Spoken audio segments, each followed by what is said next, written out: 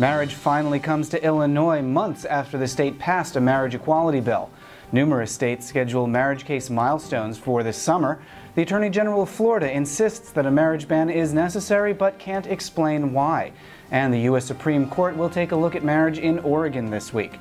For the American Foundation for Equal Rights, I'm Matt Baum, and welcome to Marriage News Watch for June 2nd, 2014. Illinois passed a marriage equality bill more than 6 months ago, but now it's finally taking effect.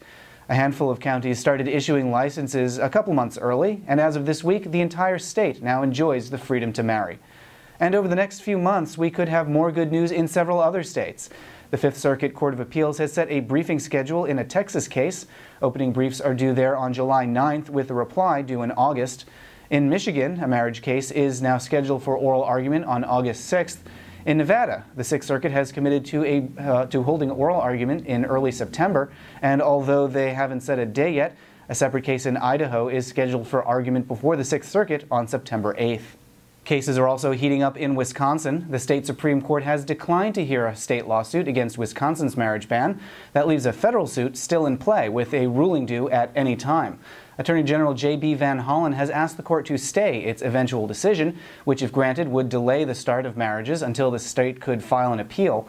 The plaintiffs have countered that the state can't show evidence that an immediate start to marriages would cause any harm. At this point, North Dakota is the one state left in the country that has an unchallenged marriage ban. And now we have a rough timeline for that final suit to be filed. Attorney Joshua Newville, who filed a marriage lawsuit in South Dakota last month, has said that he'll be ready to file a North Dakota suit in 6 to 8 weeks. Meanwhile, Florida Attorney General Pam Bondi is struggling to justify the state's marriage ban.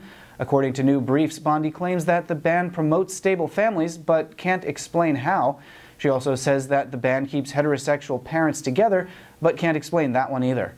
The National Organization for Marriage is still struggling to stop marriage in Oregon. They've asked the U.S. Supreme Court to halt the licenses, which the state has been issuing since a marriage ban was overturned last month. Justice Kennedy will consider their request this week. NAM's chances of accomplishing anything here are not great. This is different from other states where marriage was put on hold, since there's no pending appeal in this case. NAM might want to intervene, but they've already failed to do that once.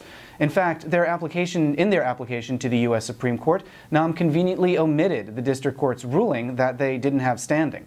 Meanwhile, NAM's problems in Maine are still far from over. They've just been fined over $50,000 and ordered to reveal the donors to a 2009 campaign to ban marriage. Now they say they'll appeal that ruling, which could drag things out for another year, at a time when the organization is already spread too thin to have much of an impact. Those are the headlines. Subscribe here on YouTube to stay up to date on all these stories. For the American Foundation for Equal Rights, I'm Matt Baum. Thanks for watching. We'll see you next week.